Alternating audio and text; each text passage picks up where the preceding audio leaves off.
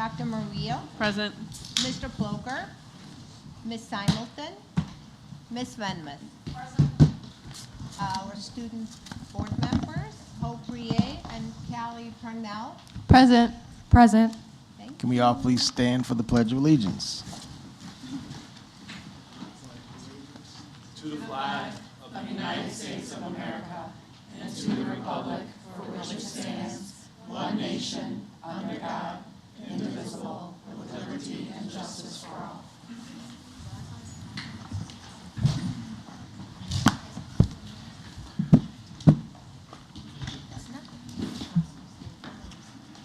We will now hold a Truth in Taxation public hearing for the 2024 levy. We will therefore have two opportunities for public comment tonight. The first opportunity will be during this public hearing on our 2024 levy. If you wish to make a comment about the 2024 levy, please make it during this public comment portion of this hearing. If you wish to make a comment about some other matter unrelated to the public hearing, you may do so during the second opportunity for public comment. Please make sure that you note it on the comment card during which portion you would like to speak. This is the public hearing convened by the Board of Education of the Community Unit School District 308 regarding our requirements for the Truth in Taxation public hearing for the 2024 levy. At this time, I would like to ask the district administrators who will give information updates during this public hearing to introduce themselves and then proceed. If they're, oh, sorry, go ahead. Raphael Obafemi. Any other Do you updates? have Dr. any Kilgody. updates? Any updates? No update, sir. No updates. Okay, so Mr. Gatewood, there's no public comment for this. no public comment? Okay, perfect. So there's no public comment.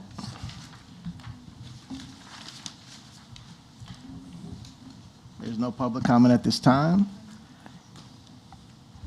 You may close the public hearing. Okay, and now the public hearing will be closed. Mr. Gatewood? Yes, ma'am. Mr. Obafemi requested that we move the agenda item 8, Point two. 8.2, yes, to now. Okay. Could someone please make a motion So to do leave- that?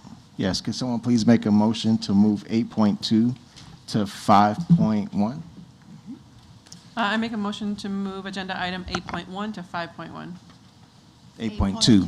8.2. Well, I'm making a motion to move agenda 8.2 to 5.1. One. A second? Second. Ms. Venmuth? Aye. Dr. Maria? Aye. Mr. Cerrone? Aye. Mr. Gatewood? Aye. Ms. Johnson? Aye. Motion passes 5-0. 8.2 has been moved. So, Yes. Hello, everyone. The district, as every other district in the state of Illinois, is required to do an annual financial report. It's really an assessment by an independent entity of how the district uses its funds, and for someone else to pass an opinion about how our finances are. And last year, as it is in the last few years, we've engaged the service of Baker Tilly accounting firm. And Mr. Jason Coyle, who's a partner at Baker Tilly, is going to give a quick recap of the AFR annual financial report. Yeah, good evening. I don't think this is on, so I guess I'll just. No, we need it, unfortunately. We do need for the public. Here?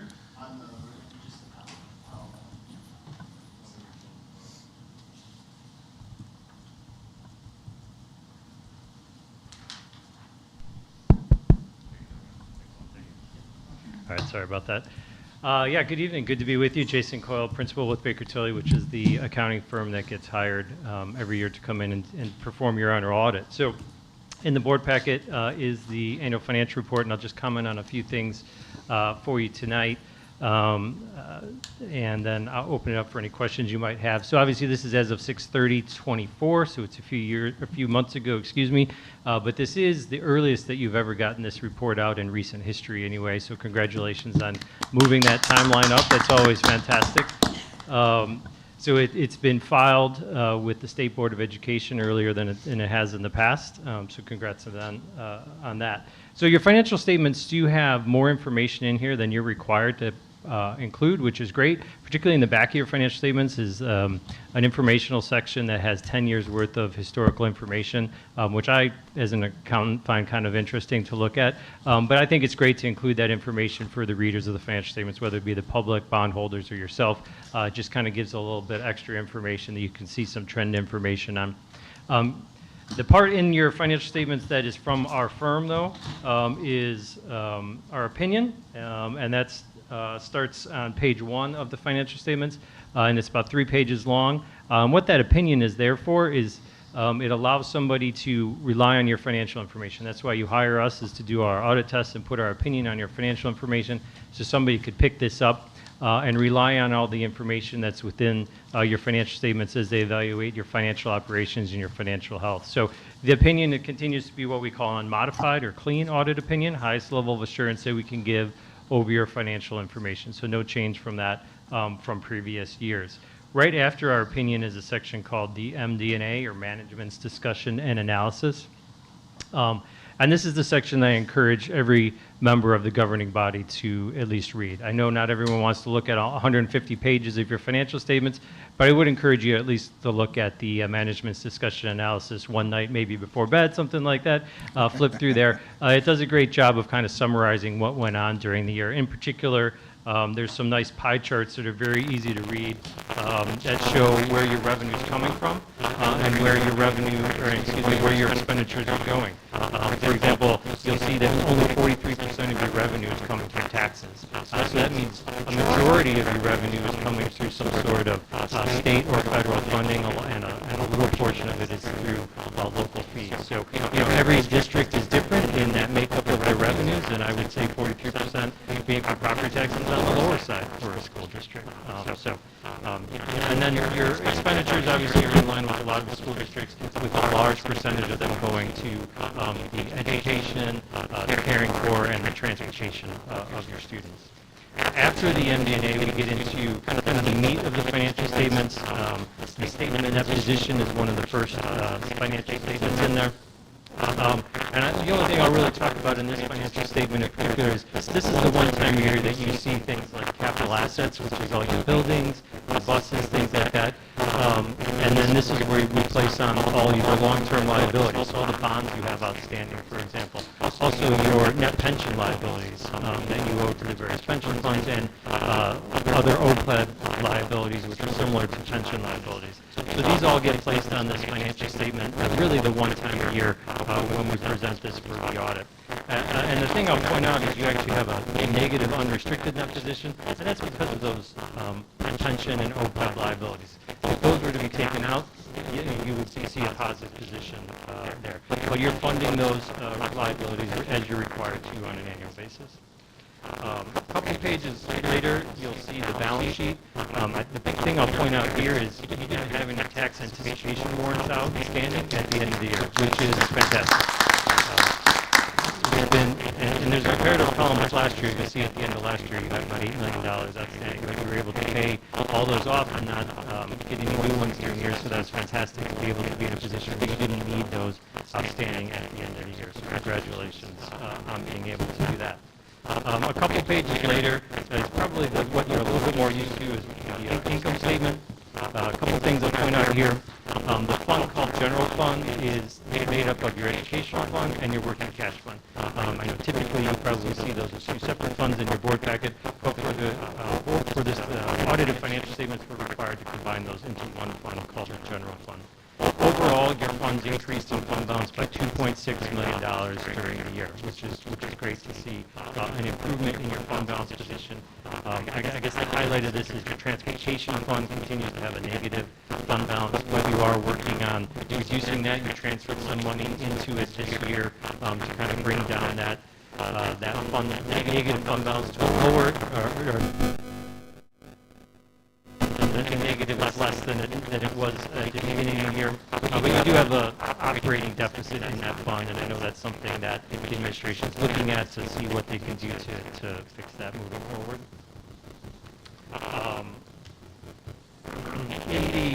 And that's really all I'll highlight in your financial statements. There's a lot more information in the financial statements, though. All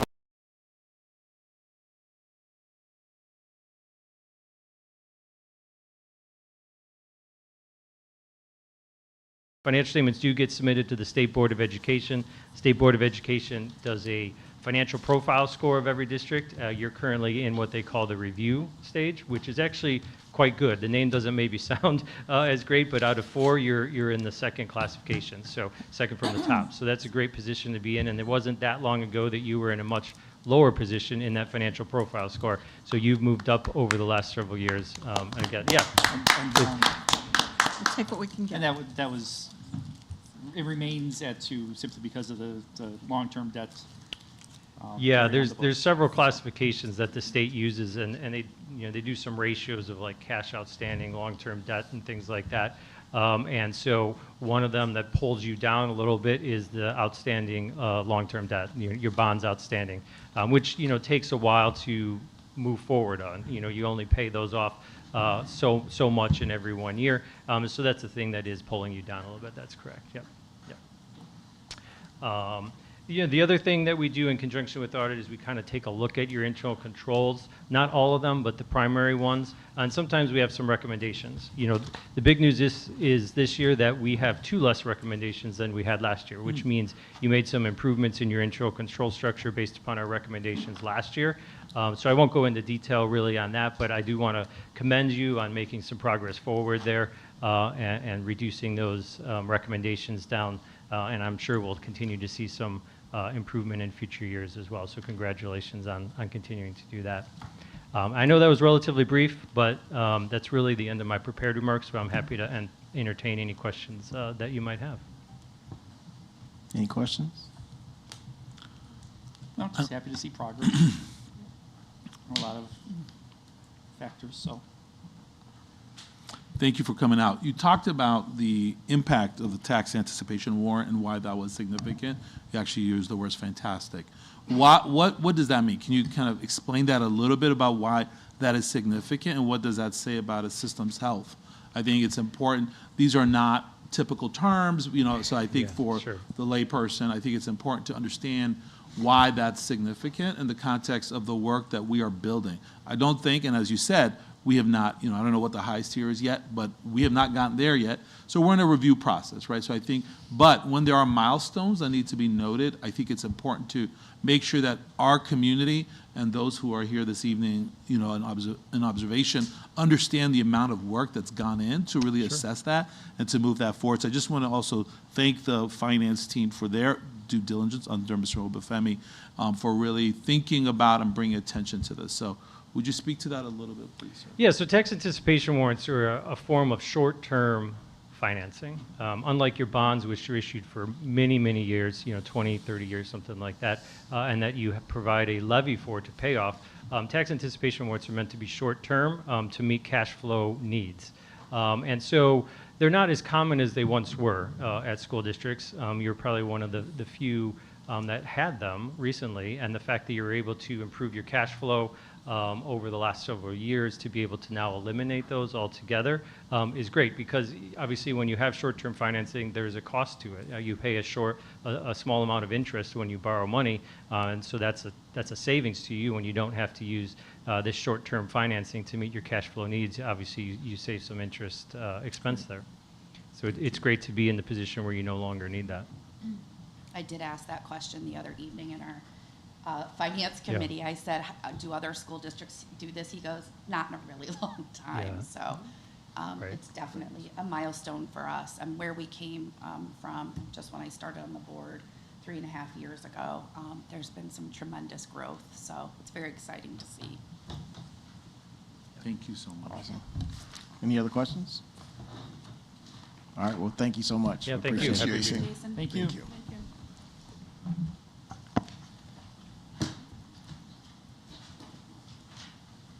All right, moving on to public comment. On behalf of our Board of Education, I would like to thank the public for attending tonight's meeting. We value the feedback we receive from our members of the public and encourage everyone to take an active interest in their schools, in their public school system. Residents interested in speaking to the board this evening are asked to have completed a comment card and present it to the secretary to the board. When the secretary calls your name, I ask that you come to the microphone, state your name for the public record, and provide your feedback. Please note that the comments are limited to 5 minutes per person, and no response to your questions are permitted. Comments should be addressed to the Board of Education as a whole and not to be directed to an individual board member, audience, or staff member. The Board of Education will not address concerns against individual employees.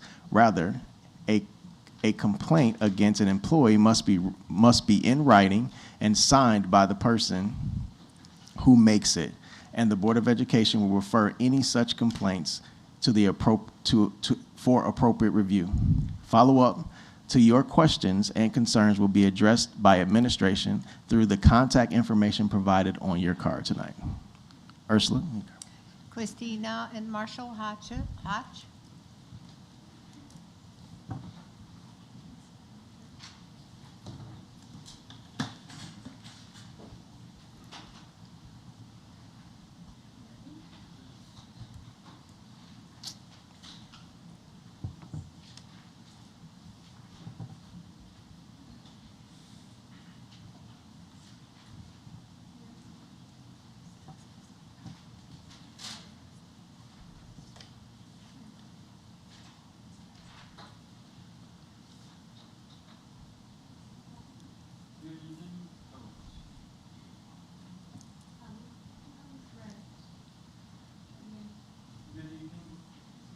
He's gonna come help you. You're He's getting gonna help come in a help you. second. Give him 1 second.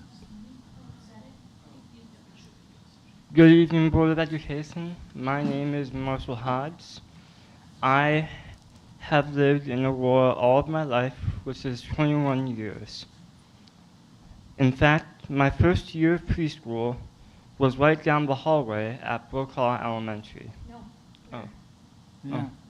At this high school. Oh, Yeah? at this high school, yeah. That was his first preschool year at age 3, was here in this building. They had a whole week. And then after that, what? The next year, my brother and I were among the first students to attend the new Brokaw Learning Center. It was nice and clean and new. It was tons of fun.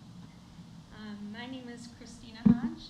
I also live in Aurora, in the same house. I'm sorry, can you please grab the mic because they can hear online? Is that a little better? Is it A working? little closer. You maybe have to grab the mic that he had. I'm sorry. Do you want to keep us switching, or is this better? Maybe switch just because I'm not sure if that one's going through. Is that one going through? We can switch. Oh, there we go. Thank We're you. fine. We're used to being close. We're good. I'll try again. My name's Christina Hodge, and I also live in Aurora because I have lived in the same house that he lived in, except for this time for 25 years. My husband, Mark Hodge, is also here, and Marshall's twin brother could not be here. He is at Wheaton College, supposed to be working on a big presentation that he has to do tomorrow. Fingers crossed he's working on that. So we'll say good evening to the Board of Education and thank you for your service to our communities and our schools. One thing that I know, regardless of all the topics that are talked about here, and I'm a regular live stream watcher, there's a lot of things for everyone here to take in. I know that we all share the common core of that. We want the best for our students. Not every student can have the best. We want to do the best that we can for all the students that we can, to bring them to the best ability they can by the time they walk out these doors, which seems already like a long time ago, but was just 2021. And I know we share that. And I know that in the discussions that this board has, in closed sessions, sometimes there's some difficult times, but I also believe that there's always a purpose for communication and working together, and we want to say how much we appreciate that. All right. It's no small feat. It does take a large village with this many students, and everyone has to share a part. Some students may stay in district longer than others because they need to improve their skills, which is what we call transition.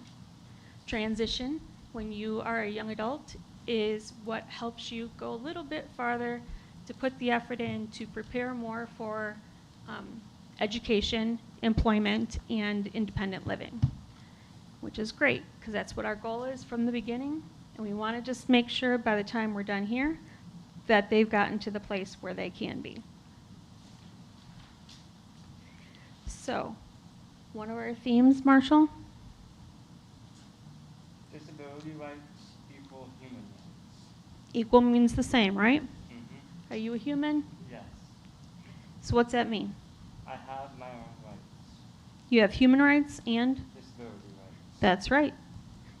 Are they equal, more than, less than? They're equal. They're exactly equal. Human rights equal disability rights.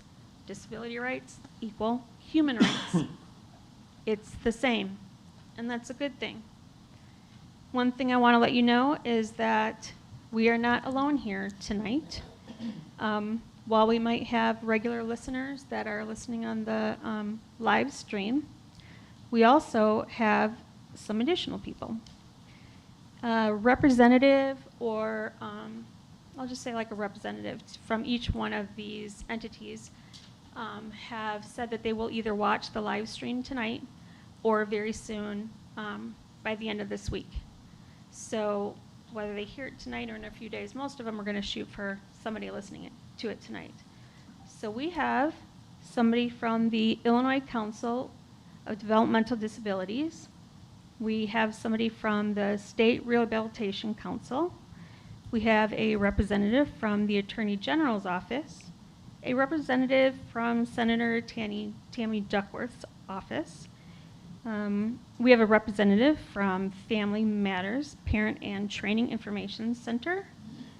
And I also know that listening is in this school, I don't know if we should call it a club, I'm not sure, but EPIC, Exceptional Parents for Exceptional Children. So we've got extra people tonight just trying to see what we do and what we're going to say, because Marshall and I think what we're going to say is pretty important, which is why we're sitting here. I'm not too nervous, but I thought I was going to be really nervous. I'm doing okay. So we've got two topics. We've got two topics to bring to your attention. The first topic is something that was a very new idea, something that I had not ever thought before. So my boys have had individual education programs since they were 3 years old in this building. And at the end of the IEP meetings, I often wrote a parent input statement.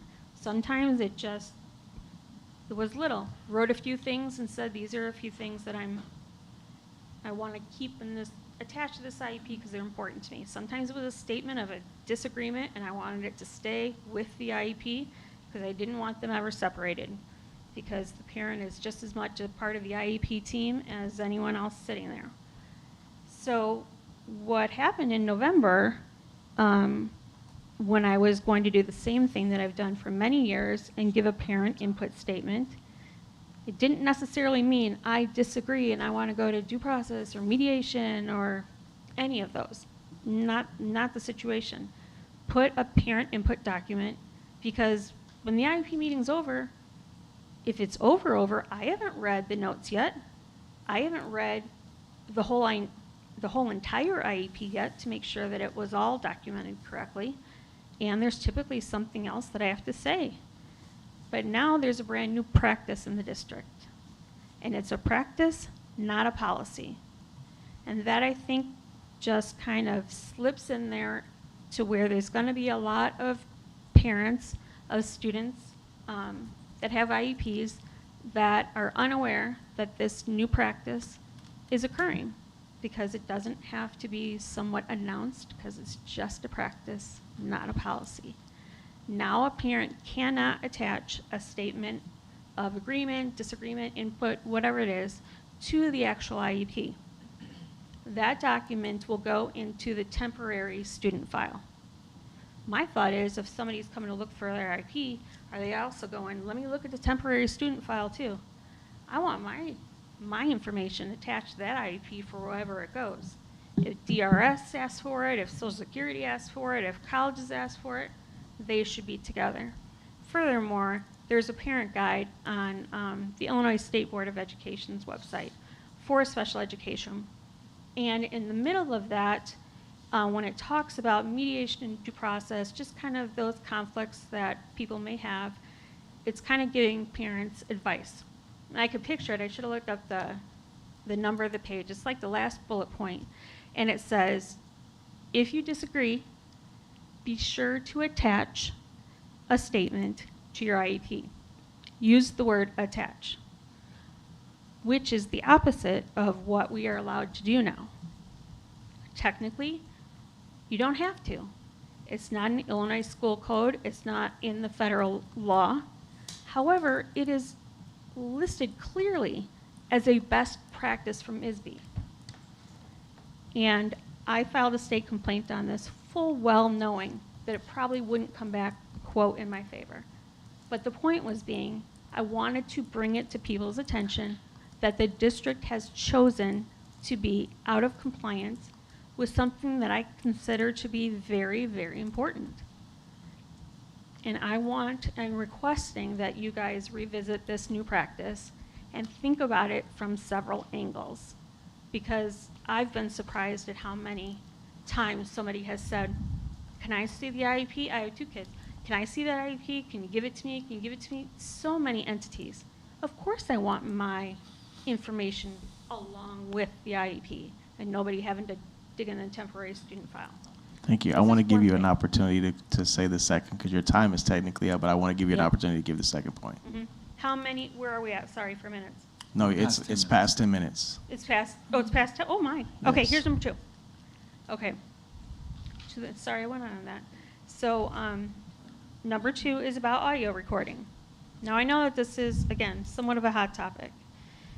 Audio recording, there are several things that we need to think about. In our policies here at the district, it is routinely said that the district feels like it's going to be a more collaborative environment if there's not an audio recording.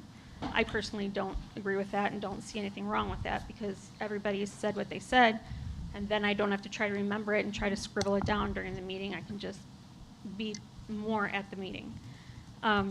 So there is the situation of an audio recording.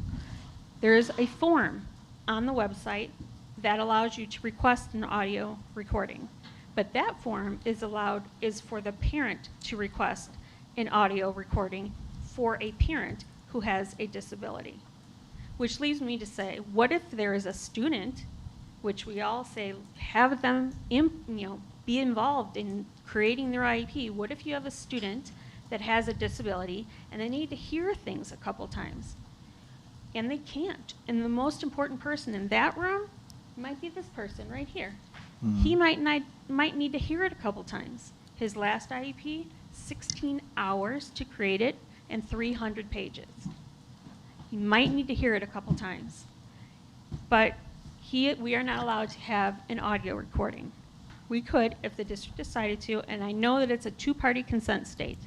There's a lot of things that go into that wouldn't be, we'd be going down the rabbit hole Thank you so with much. that. So I want you to consider an audio recording, and I want you to consider it not under the Individuals with Disabilities Education Act. I would like for you to consider it under the ADA. Thank you so much. Because they're not the same. Thank you so much. We Yep. appreciate it. Thank you so much. Okay, thank you for having us. Absolutely.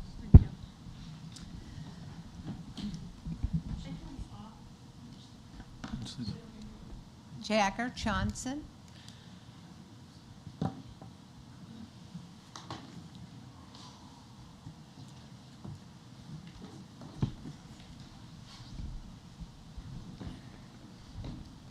Good evening, Dr. Kilgotti and the Board of Education. My name is Jagger Johnson, and I'm in 7th grade at Chauber Junior High.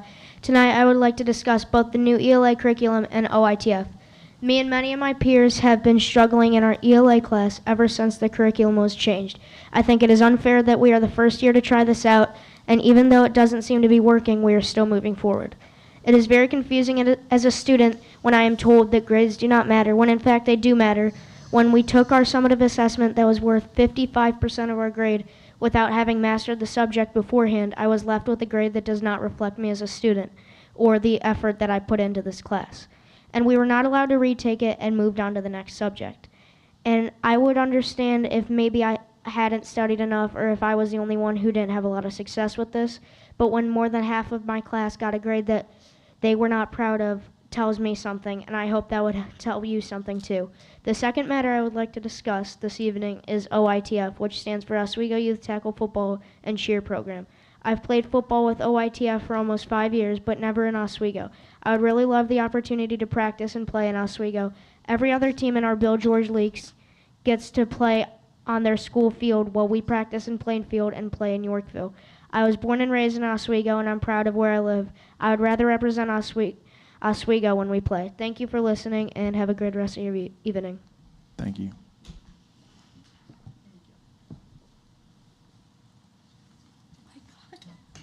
Any other public comment? All right.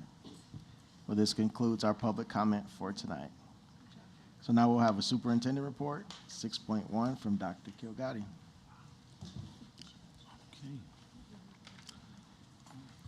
While I pull up my notes and while it's out of order, I just want to thank Jagger and Marshall for their courage as students in our district and for their representation. We are honored by your courage to speak to the board and also for us to hear your perspective on what's really on your mind. So thank you for coming forward this evening. It's one of the things that I love about this district was we have so many really incredible students, including our 2 board members who are students representatives as well. So we want to thank them.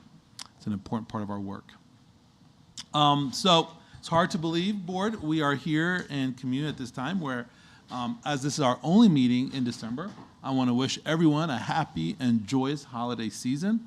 I hope it includes time with family and friends and community as we soak in the season.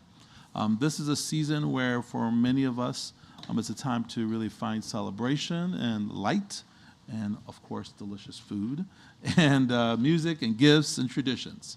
I want to wish everyone that this be a time that brings joyfulness to your heart. I don't know that this is also a time where we have to take a minute to be grateful for the things that we do have while we may find ourselves in a place where we may be missing those who are not with us.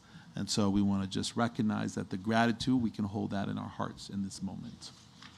Also, let us take time to share our treasures, and there are so many ways to share gifts with each other during this season. As we reflect on this year, and it's hard to believe, 25 is around the corner. Next time we come together will be next year. My favorite cheesy joke at this time of year. I think it's important to really also thank our students for their commitment to the work. And this is a time where our students are in the midst of whether it's exams or really in the crux of really the hard work, and we really want to thank them because this is a time that really brings their strengths to ahead. We are excited because we are on the cusp, and we started this past fall, and we are continuing, and we want to invite everyone to be part of our strategic planning efforts. One of the things that we heard, and the representative from Baker Tilly talked about this, some of the changes that we're making. These are important components.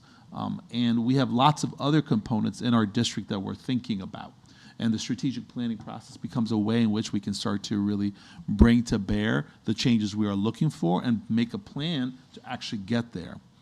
Together, we are shaping a shared vision for the next 3 years, always keeping students at the heart of everything we do.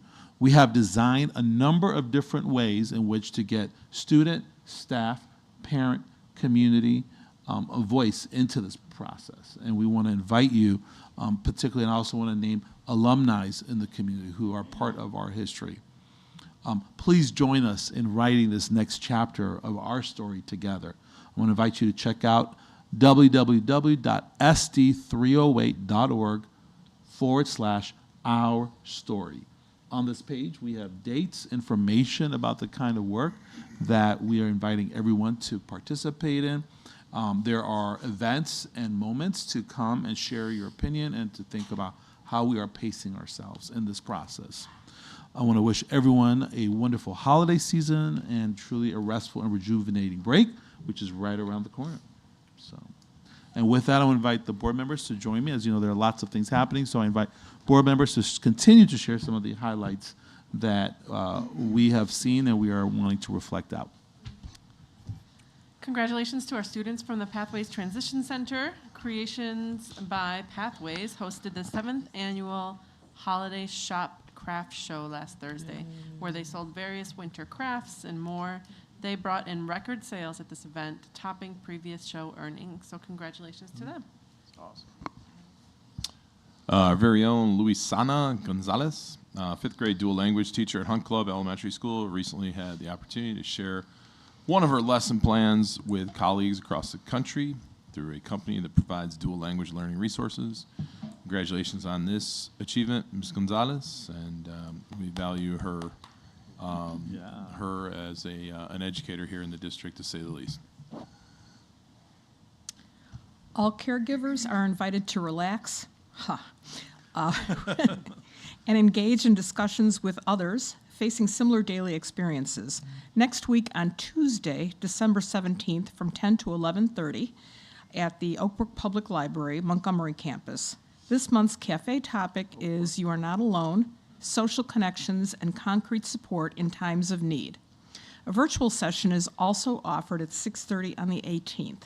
Check out the district's website to sign up, or you could just say you're going there and just hide in a room by yourself for a while too. That also qualifies as self-care. But seriously, sign up. Save the date. The annual College Information Night for Special Education will be held at Oswego High School on Thursday, January 23rd from 6 to 7:30 p.m.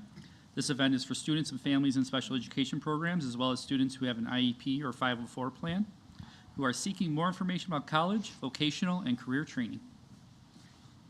Students from Oswego High School and Trauber, Thompson, and Bednarsik and Plank Junior High Schools shared their musical talents at Friday night's Christmas walk hosted by the Village of Oswego. We're so proud of their performances. Good job. Congratulations to the 7 OHS musicians and the 8 OEHS musicians selected at ILMEA All-State Band, Chorus, Jazz, and Orchestra. This distinct honor showcases the students' talents and commitment and the value of a strong music program in our schools. We're proud of each of you. Of course. For our junior high and high school students, the first semester is quickly coming to a close. Congratulations to our students on a successful school year thus far. Finish strong and best of luck to our high school students during finals week. Yes, congratulations. Finish strong. Study. Please study. All right, we're going to move to student board member reports. Hello. So during our last SSAC meeting, Mr. McDonald and Mr. Kiger, co-directors of technology, came to begin receiving feedback from students on effective next steps for providing Chromebooks devices to our seniors upon graduation. We look forward to being a part of the process to create an outcome that's best for all students. Furthermore, me and Callie have collaborated with new ideas to boost and create momentum after the winter break. We have enjoyed collaborating during our lunchtime with Ms. Pryor, where she gives us the tools to lead the SSAC. We have determined what we would define as a trusted adult, and we look forward to sharing more about our fine-tuning after the new year as we take the new steps to collaborate with our building administration and staff. Thank you so very much. We're going to move to 6.3, the board committee reports. We'll start with the Equity and Learning and Innovation report. In Equity, Learning, and Innovation, we had a presentation and update on the strategic planning process, and then we also discussed specific policies that had a strong connection to curriculum and instruction. Those were presented at the legislative committee as well at some point. So we discussed some policies related to that. And then that is all. Thank you. Mhm. Finance and facilities. We had a robust conversation around our strategic planning. Dr. Kincaid presented an update to our committee. It was an excellent conversation. Key components that have been completed, such as the curriculum audit and building walkthroughs for the master facility plan. The next step will involve both colleagues and community to provide their feedback through both digital and in-person discussions, and I think we all look forward to hearing from our community. The strategic plan has a draft of 4 main pillars: academic and student success, educational access and supportive environment, partnership and collaboration, and resource allocation. And underneath those pillars is a very robust list of what those things will do and mean and be measured by. These are further divided into the focus areas. As the process moves along, we will see feedback and revisions and tentative dates for presentation. It's very exciting. This is something that I think all the entire committee believes will really give us a huge step forward in the future. We are looking for the strategic plan to go to the board and approval in February or March of 2025. Also, as you saw, Jason Coyle from Baker Tilly came tonight. We had another robust discussion around our annual financial report, otherwise known as our audit. For the first time in many years, as he stated, it was filed with the Kendall County ROE on time to meet the December 15th deadline. Actually, it was early, and just a chuckle that we all had that Kendall County actually went ahead and did a extension for us, because we always do ask for extension or need an extension, and so I was proud to say we did not need it, and they were quite surprised, but we're incredibly proud of our finance team. And then the notable highlights, as he said, which I don't think we can stress enough, but our net position and increase, which is the accumulation of all our fund balances, the debt impact, and the capital assets, the fact that we did not file those tax anticipation warrants for the first time in 20 years. And the audit highlighted, which Mr. Obafemi has told us and made us well aware of, that we really need to address the transportation deficit, which is the current focus, and we all can collaborate on ways to make that happen. But overall, we are in a very positive position and really excited for the future. Finally, Mrs. Sitar talked about fee collections and gave us an update, and it was really interesting to see that right now our overall collection rate is at 53%. That's 53 out of 100% of the fees that we need to collect at this point in time. Again, this is at a point in time, it changes every month, but they are presenting that information also to the board. That information will be in our board packet moving forward. It's very important that you take a look at that as the school year progresses. They also updated us on some RFPs that are going out, including a bid for the redeveloping plan for the old Chauber building. That RFP is now public. We encourage everyone to take a look at it, forward that information on to any developers you might know and that want to collaborate with us to take some of this unused land and put it to good use for the benefit of our students and our community. So thank you very much.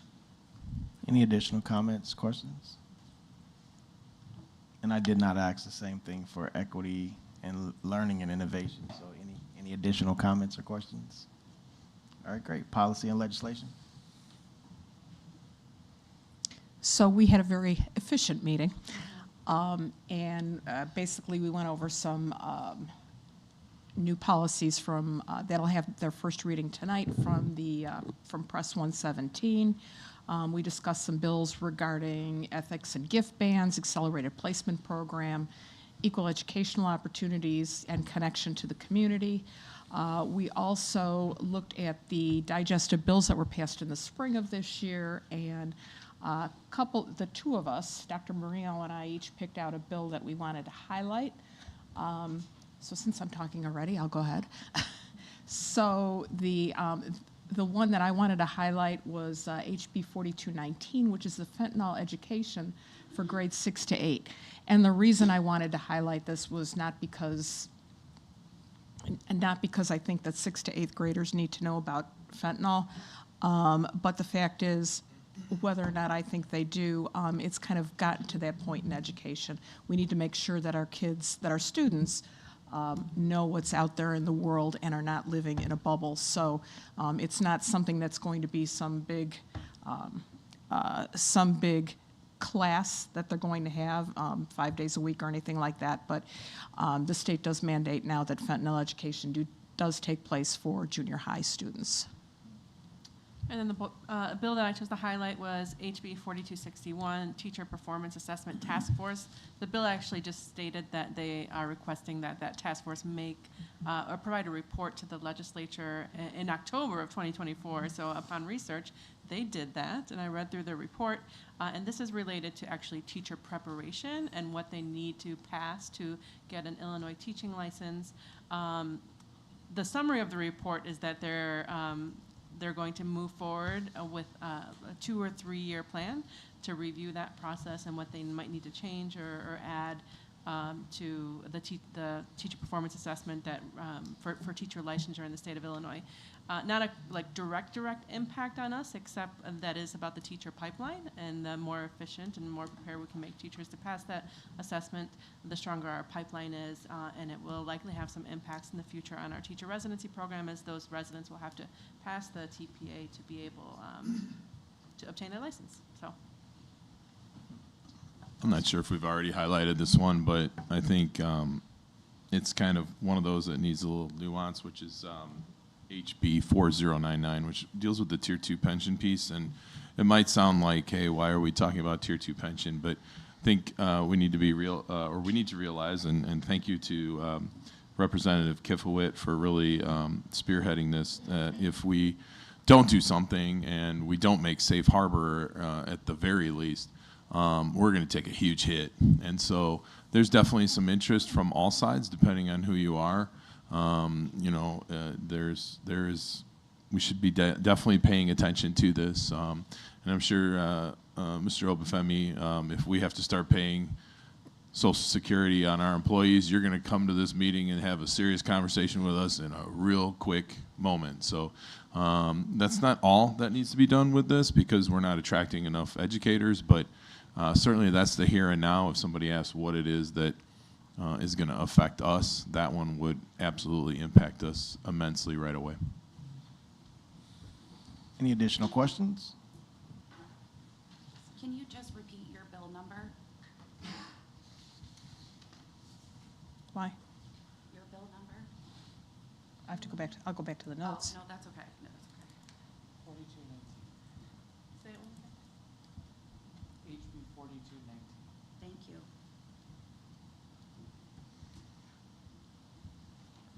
All right, moving on to 6.4, board member comments.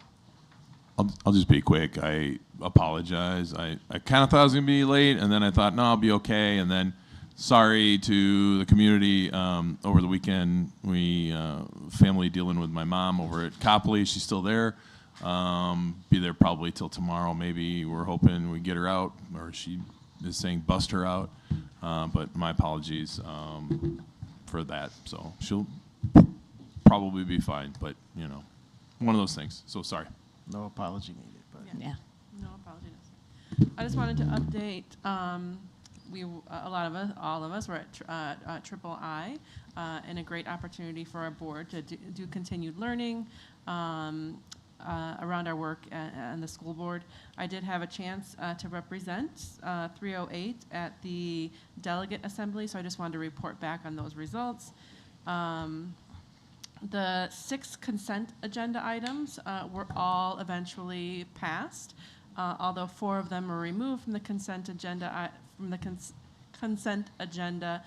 for further discussion, mostly for districts to provide additional information or support regarding those items. But all 6 of them passed. They were about dual language, EBF authorized charter school funding, TIF accountability, Faith's Law, the centralized state agency for Faith's Law, healthcare coverage, and then polling places at school. So those 6 all passed in the assembly. And then there were 3 appealed resolutions that actually made it through the process for comment, and then to vote on if we wanted it to be heard on the floor. So those were cell phone usage, the inspector general one, and then the criminal background check. Again, a couple of schools made some comments on those, but on the vote, there was not enough people in the room that wanted those items to be heard, and so they never made it to a vote eventually, but there was some discussion on those items. So proud to represent the district. I think we have a good process for moving forward with this process. So I take questions if there's questions, if I can answer. You know, it's not really a question. It's just if somebody's listening to our meetings for the very first time, Yeah. what passed? Like, what does that mean? It means that my understanding is that this is what they will be advocating for at the state level. So the Illinois Association of School Board. Mhm. They're lobbyists. Yeah, thank you. That's the word I was thinking. Lobby for those items. Lobby for those items. So they're not necessarily, these aren't things that are being Right. passed, right? Yeah, These yeah. are what we are supporting them and lobbying for. Okay. So. I do have a question, and I'm actually very happy that it's very heartwarming to know that they took up the inspector general piece and had that discussion. Can you, like, I don't expect you to give me a play-by-play, but what was there kind of like a maybe a consensus or a theme as far as both sides of that go? My notes, although they could be lacking, have only one district speaking on it, and that was Harvey, a school district from Harvey, and just indicating that there has been a lot of mismanagement, and so we need something like that to kind of have the checks in place to make sure that mismanagement doesn't occur. And I'll echo that because like I said, I think when we're not nurturing or paying attention to our local levels, there's an opportunity for some nefarious things to occur tragically. I'm not saying here necessarily, but it's out there and it's too bad. I'm assuming the vote was not close though. Only 17 voted for it to be heard. Sure. Yeah, it needs some work, but yeah. I'm glad to hear there was the discussion because there should be attention to it. So. Yeah. Was there any discussion around, it's interesting lately, other school districts I've seen across the country, we had a parent recently gift us all a book on cell phone use. It just feels like there's something there, and I don't know what it is yet. I don't know whether that requires the board level or, administration level, but what was the discussion? Was there anything of significance in there? I think most of what was heard in support of it would be that, yes, we want to look at limiting cell phone usage in schools. Out of the ones that were brought for consideration to appeal, this was one of the ones that had the most votes. Out of the 367 people voted Wow. to have it heard. And I would concur just personally, my experience, and I'm hearing a lot of this Yes. as well, nationally, in my home, with my friends. Yes. With parents, and so I think it's worthy of continued conversation on the board of where we might land on something like that, because I don't see necessarily, that going away, and it shouldn't go away, right? It's something I would think our children and us are going to have to contend with in the future. So. And I think we, as a board, our specific situation that we have such an engaged and intelligent student board and student advisory committee that together, if we could do something and have those conversations so that we aren't taking away something that is so, integral to them, but also still honors the learning environment within the school. So maybe a potential topic down the road for our SSAC and our ambassadors. And my personal experience is sometimes I think that we think it's so integral, like they won't ever want to give them up. But when you talk to kids about it, they understand. Like, my experience has been that they understand, like, yeah, it's probably a big problem. And we would probably understand if you took away our phones or whatever the case may be. So, yeah, it's interesting. Yeah, I will say, like, my high school this year, I've had 0 problems. And last year it was terrible. It was like... What was the change? What was the What change? was the change? Yeah, great question. It's a large school, right? Over 3,000 students. And so what happened was it was a school-wide expectation that in the front of the room. Every room has a pocket, and they put them in the beginning, and then they pull them at the end. And what we decided was, hey, listen, rather than fight with students throughout instruction, like we're like, hey, we're going to give up that. We're used to these bell ringers, but we're going to give up that first minute and that last 2 minutes, right, so that they can get their phones, so that there's not that, like, what do you want to say? Taking away of their property. Right, but then they have those moments, right? Because to some of them, they are like checking things. There might be things going on at home, et cetera, and so forth and so on.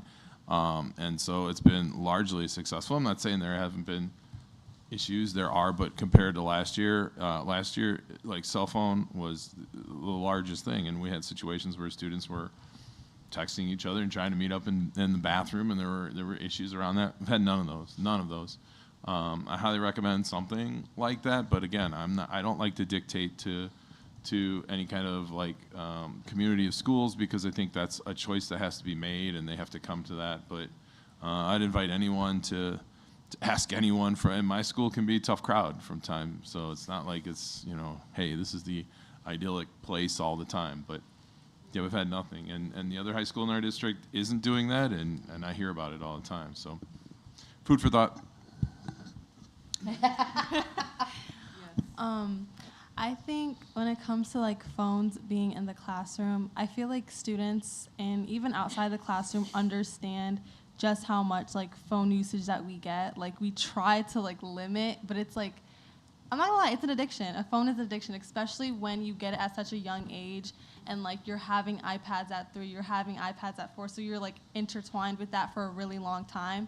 And then coming to the school setting, I feel like the issue comes where students don't know how to decipher between school time, learning time, and then them just being on their phones, like as a whole.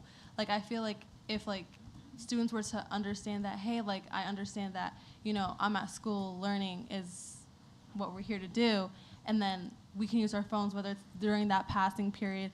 I know that one of my family members, they can't use their phone at school at all. Like, it's just not allowed. Not in the hallways, not in the classroom. Like, it's not allowed. End of conversation. You'll take it, you'll have a referral, that's it. But here at Oswego East, it's very, like,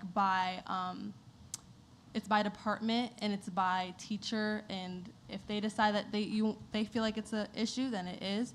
But if it's not, and I actually wrote a page on your book about disruptions.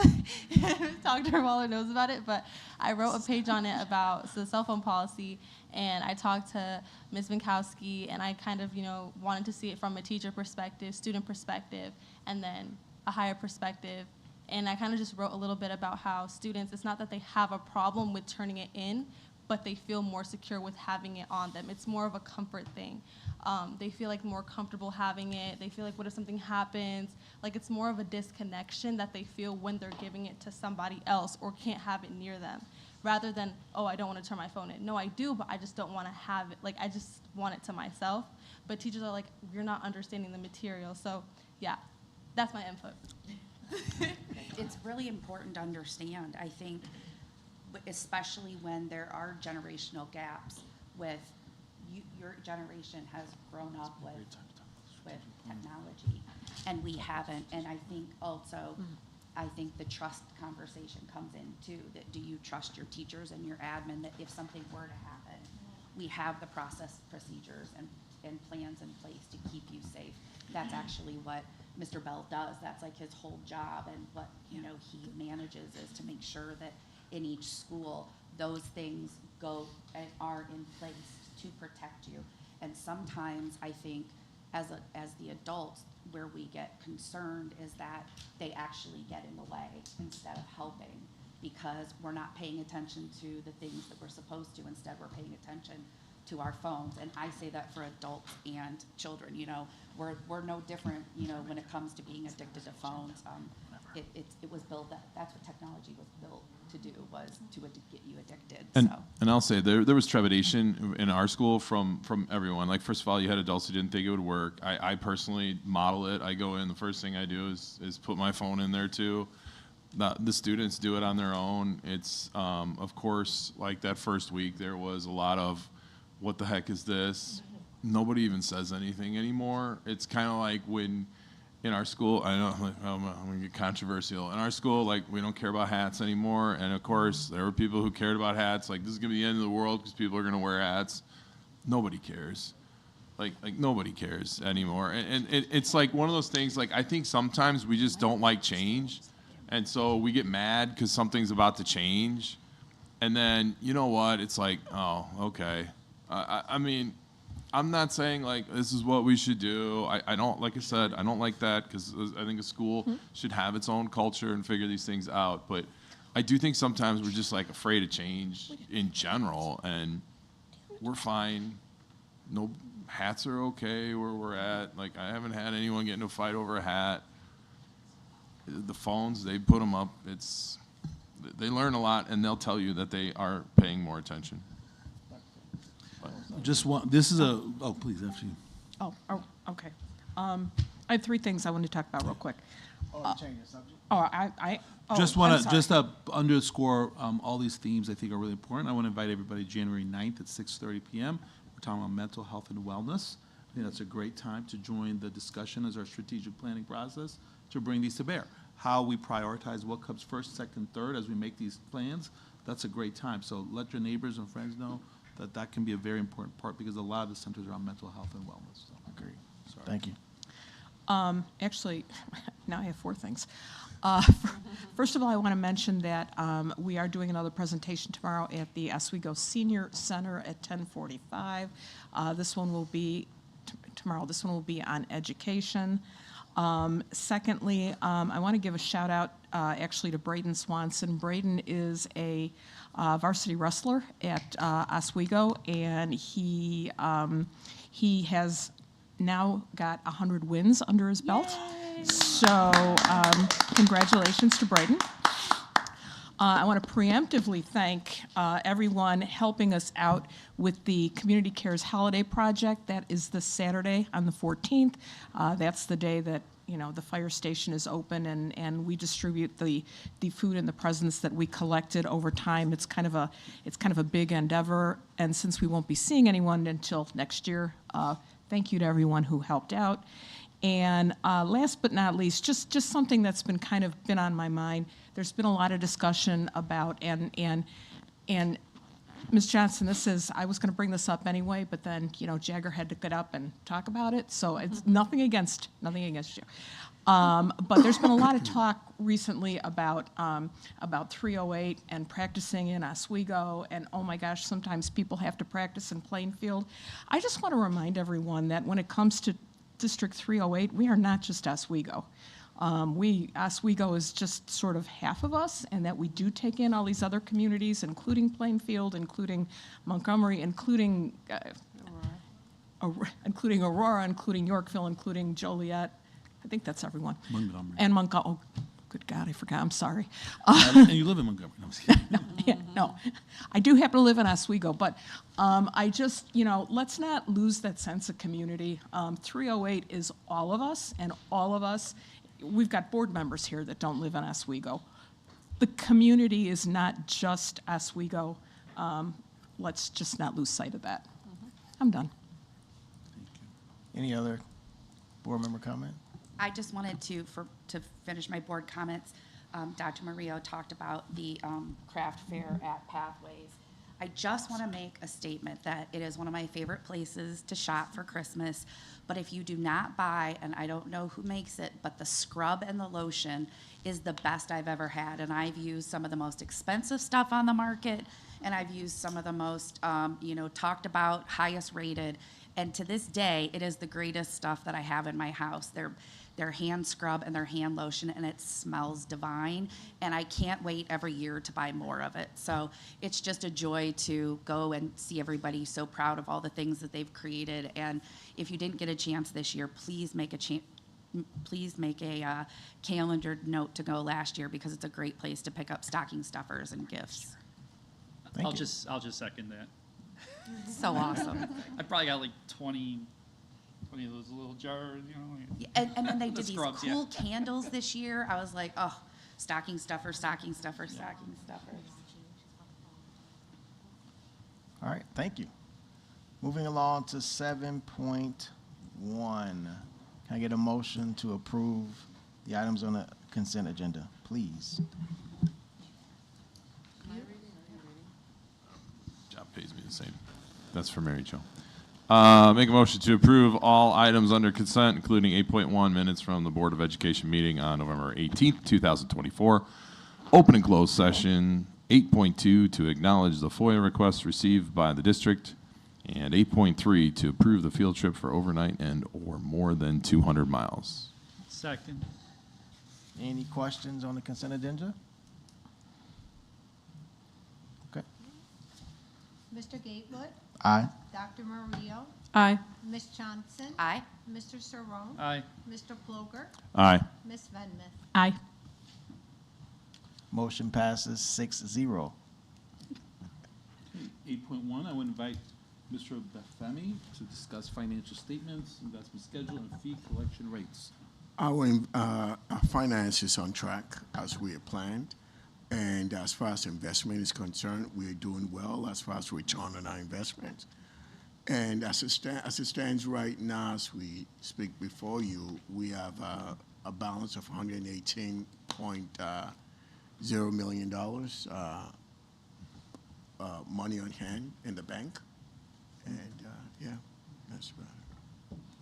Okay. Any questions? Just on that financial statement or on anything for 8.1? Anything. Okay. Anything 8.1. I have a question on the fees collected. Sure. I understand that that's a moment in time. Yes. Because some people are on payment plans, so as Yeah. the year goes. they Yeah, will- I'm just wondering if we know typically what our end of the year collection rate is. Yep. Well, can I asked this too, and I think that we're going to get a Okay. kind of an I don't apples need to it right app- now, I'm just wondering. No, like, but Amanda typically will be able to. We, tell. we asked about this. Okay. We'll be adding to it, so whatever you guys need, I can show you. So one of the commitment that we made in FFC is that we want to be able to do apples to apples. So we want to do a snapshot, compare what we're doing this year to what happened last year. So it gives you an idea of, is this an outlier or is this trendful? Is this what to be expected? So this is our first go at it. Starting in January, we will show FY 23-24 compared to FY 24-25. So you can see that. That will be an additional column that we'll put in. Okay, that'd be great. Thank you. Yeah, and I think this stemmed from our discussions about the computers and laptops, right? No, we've actually No. been That was talking already about something? this. We've in been talking about this FFC all for- year. Okay, okay. Couple years. I think it's Okay. important to especially for the board to understand, but also for the community, that when we have a deficit in collecting fees, and this doesn't even include all the fees, correct, Amanda? No. So when we have a deficit, that money has to come from somewhere. So if we have a deficit in transportation, we have a deficit in revenues over here, we really have to figure out, where that money is gonna come from. So this is more or less this discussion that's been ongoing on our finance committee about what that looks like. And because other things have been brought up in the finance committee, for instance, we used to offer students that played multiple sports a discount for the more sports that they offered, but we took that away because we needed to collect fees. And so to go back to that, Raphael and Amanda really did a financial analysis to say, well, if we do that, here's how that's going to affect things. So we can't ask for something without understanding Okay. the impact it has on other scenarios. So this has been a true, in-depth analysis of what's going on so that the board can understand it, and the community who's asking for these changes or for us to retroactively go back to something that we used to do, why we can or cannot do it. Thank you. And yeah, we weren't talking about just that specific situation or multi-sports. I and was just stuff like giving an that. example. Yeah, no. I just want to make sure that we're trying to get recommendations. Mm-hmm. So, All right, thank you. Any other questions? Okay. Next, we have an We have to- 8.2. I think we have to vote. Oh, wait, this No, isn't it's consent. information. This is not consent. We voted already. This is information. I'm sorry, FY annual financial report. Oh, I'm sorry, that's right. 8.3, we have operations project update, Ms. Robert. So one of the two key things I would like to share this evening, and one of them has actually been shared by Ms. Johnson already, has to do with the request for proposal for the old Trouble Middle School building that has been, I believe it was abandoned 8 years ago. And since I know Dr. Kogadi started, we've actually been in conversation with different parties to try to figure out a way to repurpose that, whether it's sale, whether it's lease. We've ramped up that. We've actually also collaborated with our partner in the village, the economic development director, as well as the village administrator, to try to see if they can help us find interested party to either buy or lease it to convert it to a different use. But as it stands right now, what we've done, we've decided to go public and do an RFP. And this, in our opinion, will cast a wider net and provide an opportunity for different folks to come up with ideas as to how we can reuse that. One option is we can lease it for a maximum of 25 years. Or we can, if possible, if we find someone who's interested in buying that property, we have to sell it by public auction. But that will be something else that an interested party can provide as a submission to the RFP, and we'll take it through that. So this is something that's been ongoing, but we think an RFP is the shortest way to get ideas from different people for us to finally do something with that property. The second issue I want to address as it relates to operation, we completed the first phase of the master facility plan, the walkthrough and the assessment of the buildings as well as the equipment in there. That's been completed. We're on to the second phase. Thank you very much. I think it's really important to underscore over the last couple of months, Board, we've received quite a few requests from the public, from the community about what we call public-private ventures. And so really for the community to know that the board and the administration is really working and has built a structure to invite this kind of reflection, and what are the ways in which to do this in a really public and transparent way. And so we would invite everyone to really consider, and for those of you who've reached out, I will be sending an email to those individuals to give them access to this, and we'll also provide a press release this week regarding this information. The other thing is Dr. Kincaid has been working very closely as the deputy superintendent to help really structure the master facility plan in coordination with our strategic plan, and these both have been happening. Dr. Kincaid, do you want to add anything about those two processes with the master facility plan in relation to the strategic plan? Absolutely. So as was mentioned earlier this evening, in the week when we return from winter break, we have a variety of public engagement. So a combination of both focus groups and town halls.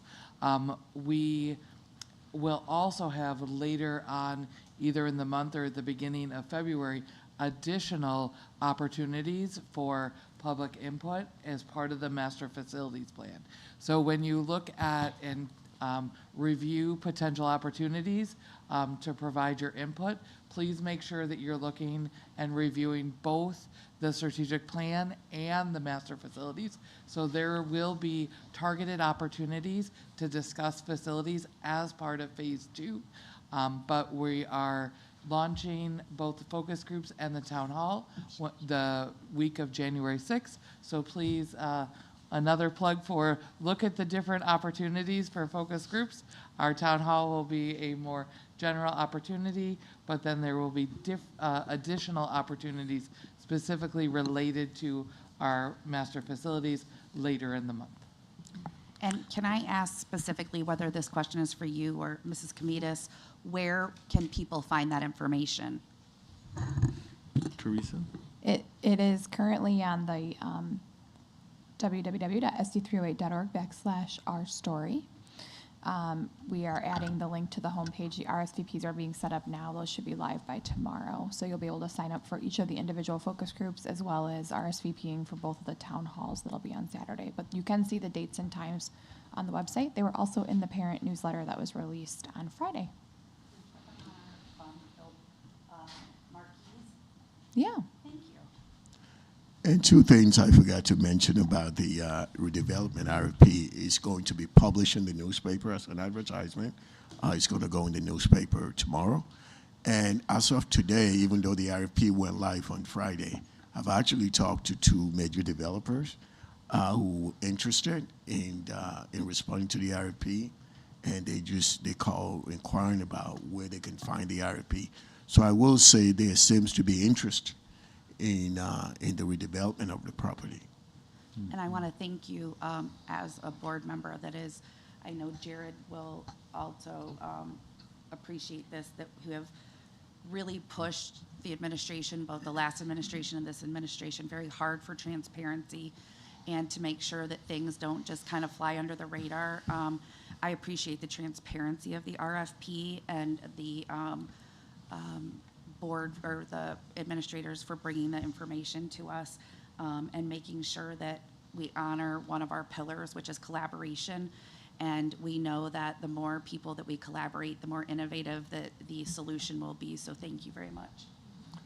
Yeah, the only thing you know me, I'm always going to go with the historical context. And so the one thing, speaking of our communities, and just kind of a reminder, you know, at one point we did have a solution for that area. We had somebody who wanted to come in, and the community around there, I think sometimes we forget there's a community around there, of very long-standing and proud, small community that's there.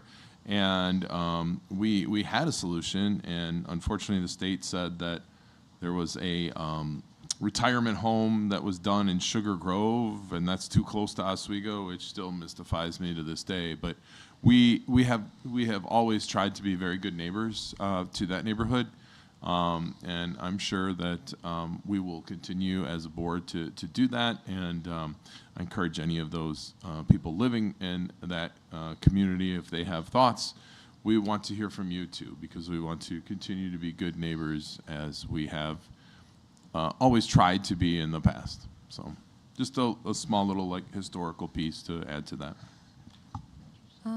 I kind of wanted to make a side comment about earlier about refurnishing the old Trauber.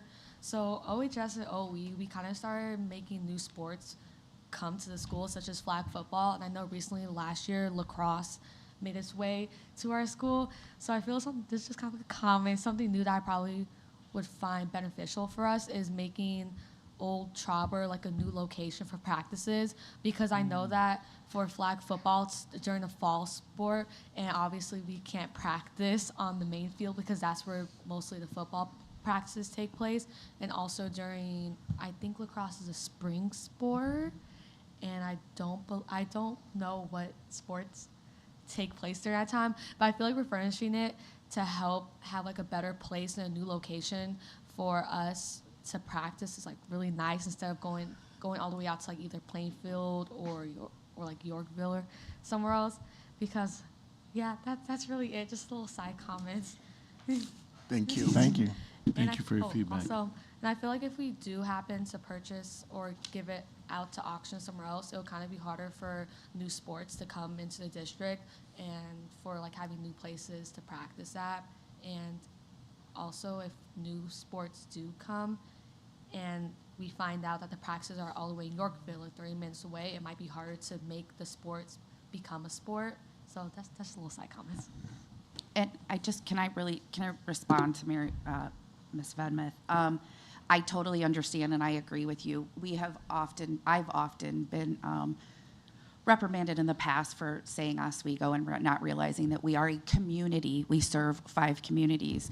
I think the disconnection, though, is that OE needs more practice areas and OH needs more practice areas. And because we don't offer transportation in junior high, parents are responsible for it. So when you have to go from the west side of Oswego all the way to Plainfield, even though, yes, it's the same district, the whole idea of feeder schools becomes irrelevant. And that is where we're trying to get back to that idea of pride in our community and pride in keeping our dollars in the community. So I just want to make sure that there's just another part of that conversation that we're having and making sure that it's the connection, it's connecting those dots. So I totally agree with you.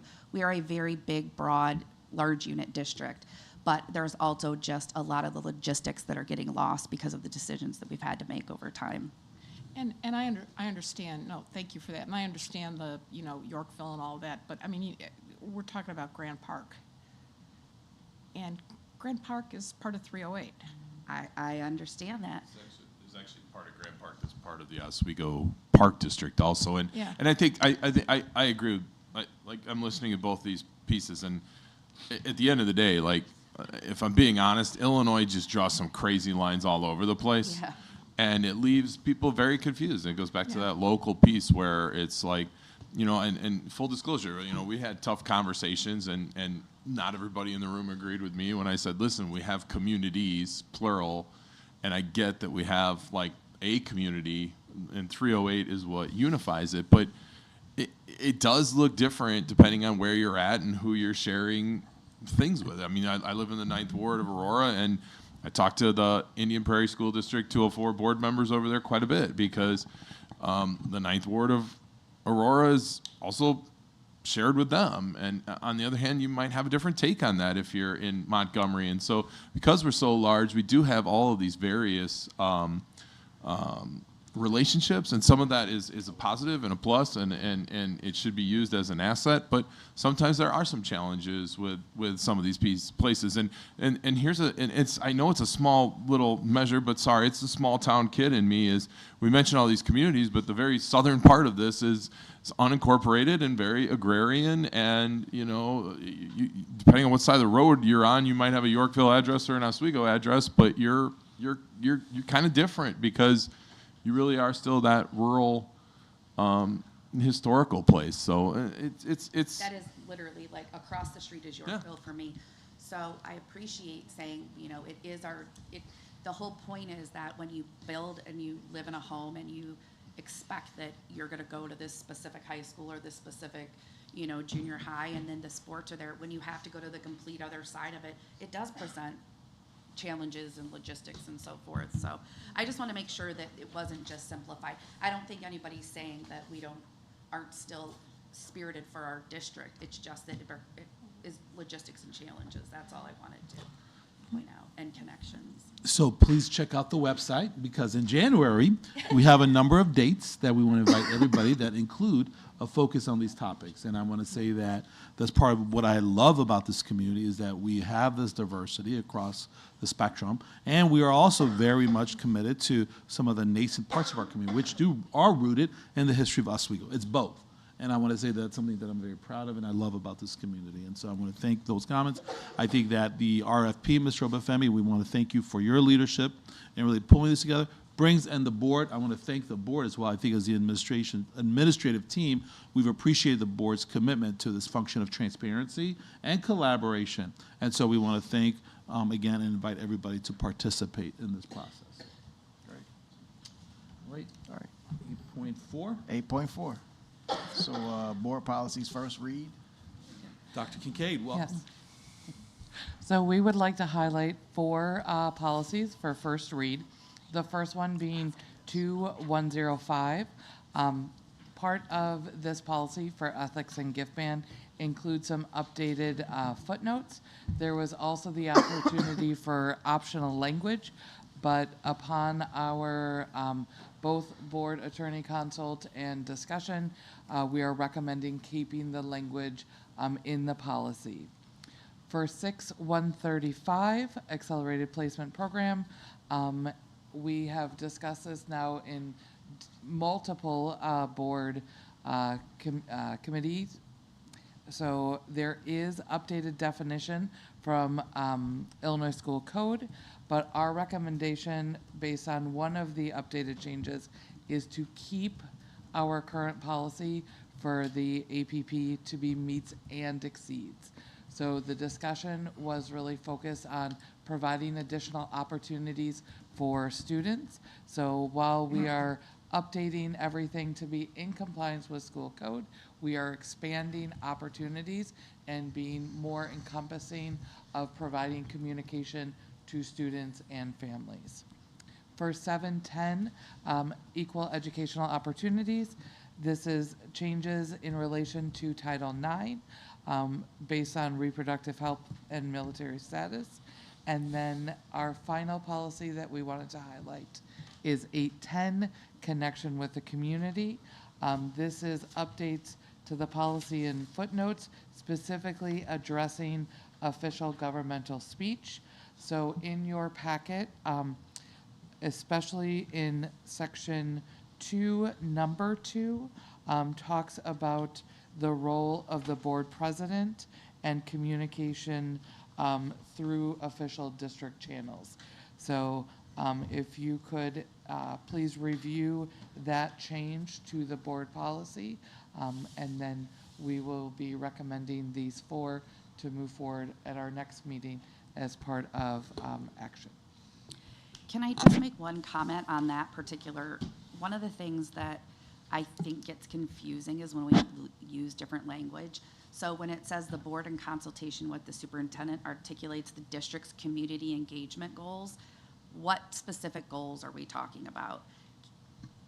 Because I haven't heard that terminology, community and engagement. So does that exist somewhere else? I just want to make sure that we keep our language consistent so people know what we're talking about. So if that could be something that is That's a good feedback. we could answer that the next meeting, that would be great. Is that 8:10? I'm trying to look. Was that what? Where did you see that exactly? Oh, number 2, I'm sorry, policy 810, number 2, it's all highlighted, or I'm sorry, hold on, I'm sorry. Under community engagement, which is the second page, it says in the second paragraph, the board in consultation with the superintendent articulates the district's community engagement goals. Got it. Just want to keep consistent language because that doesn't sound familiar to me. I know what it means, but when we're talking about either our strategic plan or our mission or our vision or our, let's just make sure that is consistent with the other language that we're using. I agree with that. Thank you. Any other questions, feedback?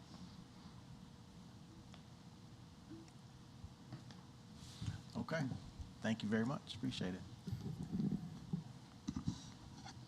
All right. Action item 9.1, approval of bills for payment.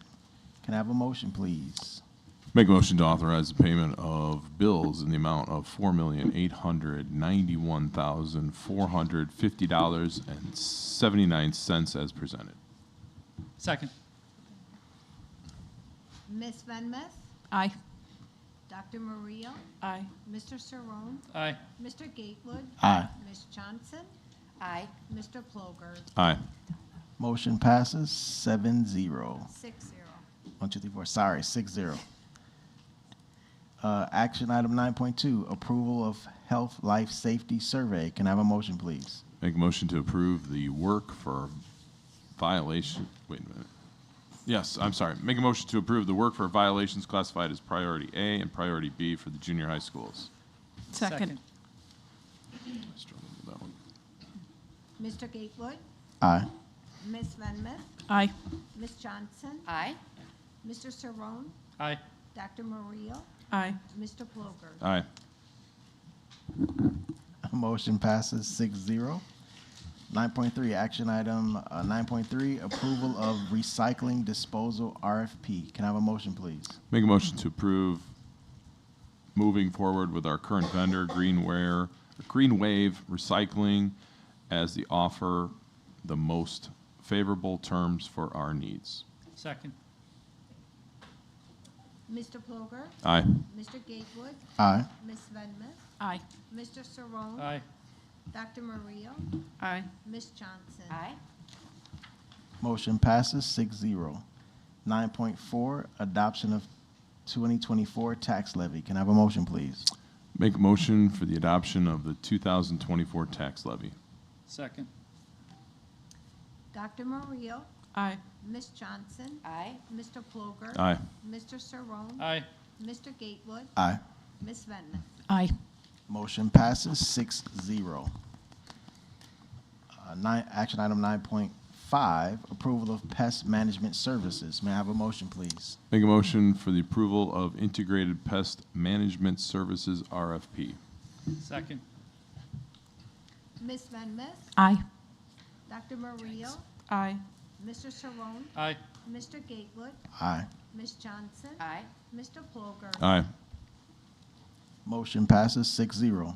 Action item 9.6, approval of school maintenance project grant. Can I have a motion, please? Make a motion to approve the school maintenance project grant as presented. Second. Mr. Saron, Aye. Mr. Gatewood, Aye. Ms. Johnson, Aye. Mr. Ploger, Aye. Ms. Van Mes, Aye. Dr. Mario, Aye. Motion passes 6-0. Action item 9.7, approval of board policies. Make a Can I have a motion. motion, please? I'm sorry. Make a motion to approve the following board policies as presented. Section 2, school board, 2:70, -E, 2:120. Section 4, operational services, 4:30, 4:60, 4:150, 4:170. Section 5, general personnel, 5:10, 5:20, 5:60, 5:90, 5:120, 5:125, 5:230. Section 6, instruction, 6:60, 6:270. Section 7, students, 7:100, 7:180. Second. Mr. Gatewood, Aye. Dr. Mario, Aye. Ms. Johnson, Aye. Mr. Saron, Aye. Mr. Ploger, Aye. Ms. Van Mes, Aye. Motion passes 6-0.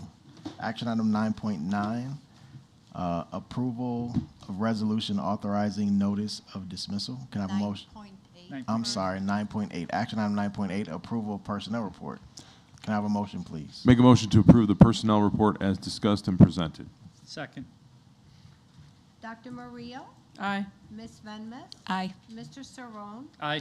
Mr. Gatewood, Aye. Ms. Johnson, Aye. Mr. Ploger, Aye. Motion passes 6-0. Action item 9.9, approval resolution authorizing notice of dismissal. Can I have a motion, please? Make a motion to approve the resolution authorizing notice of dismissal to educational support staff employee Dina Melendez. Second. Ms. Van Mes, Aye. Mr. Saron, Aye. Mr. Ploger, Aye. Mr. Gatewood, Aye. Dr. Mario, Aye. Ms. Johnson, Aye. Motion passes 6-0. Action item 9.10, approval of no trespass order. Can I have a motion, please? Make a motion to approve the no trespass order as presented. Second. Mr. Ploger, Aye. Dr. Mario, Aye. Mr. Saron, Aye. Ms. Johnson, Aye. Mr. Gatewood, Aye. Ms. Van Mes, Aye. Motion passes 6-0. Action item 10.1, can I have a motion to adjourn? Make a motion to adjourn. All in favor? Aye. Aye. Second.